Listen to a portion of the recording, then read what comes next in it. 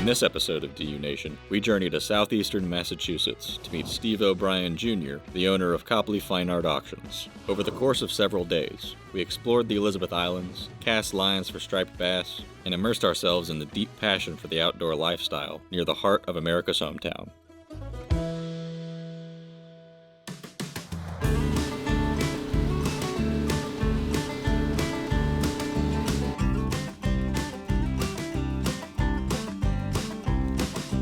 So this is really the way I like to start a lot of my work days. I'll come out here on the bay for a couple hours, kind of get my head straight and be at the office by 10 a.m. There's a saying, there's no emergencies in the art business before 10 a.m. And really there's no art emergencies really at all. So.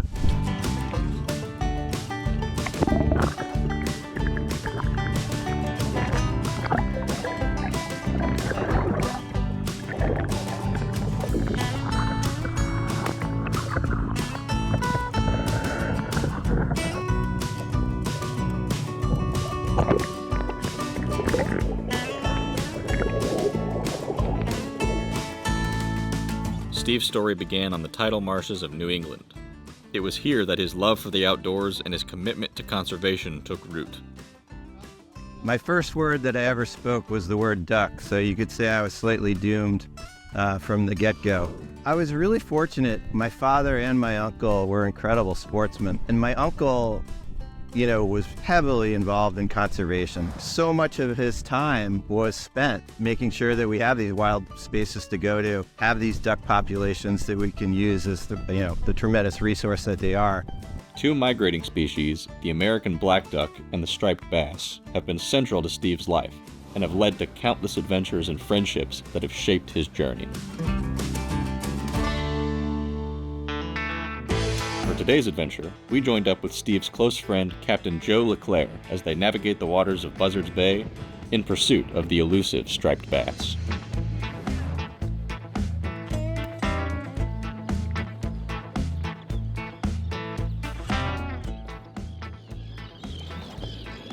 Whoop! We saw that.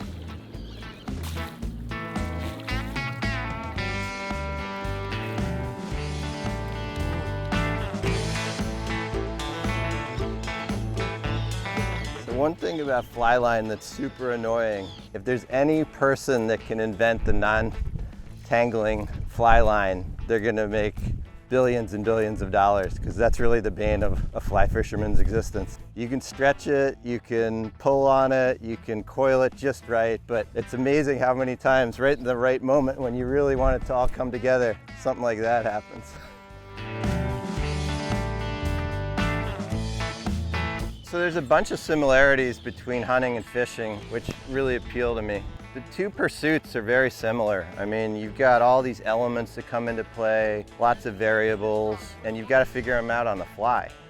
You're really out there hunting down these animals, and you got to really get down to where the best people think like them. When I'm stripping a squid fly, I'm thinking like a squid. I'm pausing and I'm propulsioning myself through the water and then stopping and pausing it. And a lot of times those stripers will hit it on the pause. The same thing when I'm setting up a decoy rig. I want to know which direction the wind's coming in, how the birds are going to set up. You're in constant motion. I mean, if you're not thinking about what's going on around you and adapting, then you're probably not going to be very good at it. So.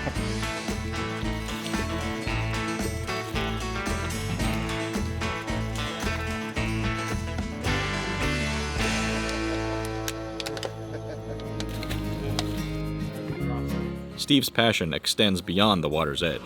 Through Copley Fine Art Auctions, he channels his love for the outdoors into preserving and celebrating the art of hunting and fishing.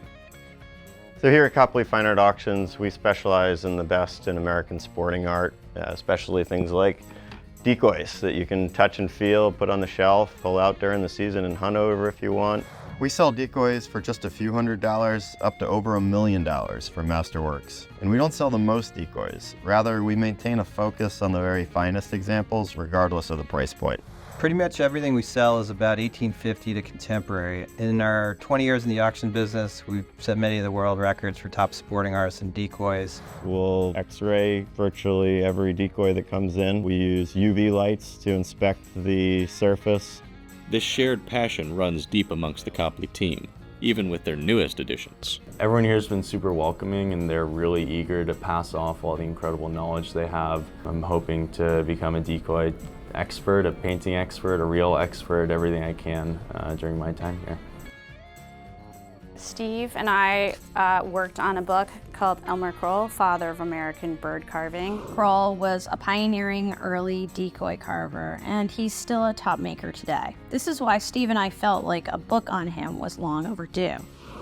You know, everything we do at Copley pretty much evolves around the outdoors and wildlife. It all stems from just being out here in a natural space, seeing incredible wildlife, and then a lot of the artwork that we sell translates. You know, that's part of the beauty of it, is you can't always be out here on the water every day, but you can hang a painting on the wall of an angler, you know, out there in the low light fishing for tarpon or stripers or whatever it is. It's just a reminder of a great day.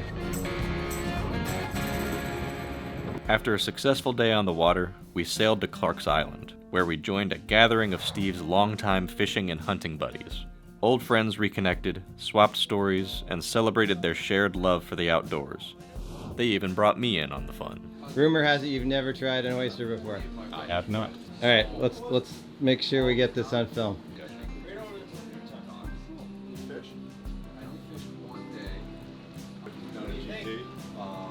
Very good. Do we see oysters in Landon's future? Oh boy. Many more. Yeah? It's an expensive hobby, my friend. Oh yeah, careful. As tales were told, it became clear that these bonds were not just formed by shared experiences, but also passed down through generations. As soon as I heard my dad tell stories about duck hunting and how he grew up doing it before school and whatnot, I knew I wanted to get out in the marsh. Really just sparked a fire in my brain. I went off to college not knowing what I was going to do because I'd be away for hunting season. And I found this Ducks Unlimited chapter up at St. Lawrence where I'm at. Some of the best hunting I've ever done too. It's really cool. My grandfather's been a lifelong sportsman. I was the co-founder of the duck boat company and sold duck boats through L.O. Bean's catalogs. Has always collected and carved decoys and really passed off that interest to his grandkids, me and my brothers. Your clients become your friends. Go hunting and fishing with some of these folks. The people that are into this can be really passionate, and we share a lot of those passions. You know, these glimpses into the marshes and ocean and rocks and sunsets and those things are really what make us all tick. Where we're in a space where there's less and less land, you know, organizations like DU that are preserving it for the next generation are everything. It's something that we should all take real stock in, because if it doesn't happen, it goes away and then it's gone.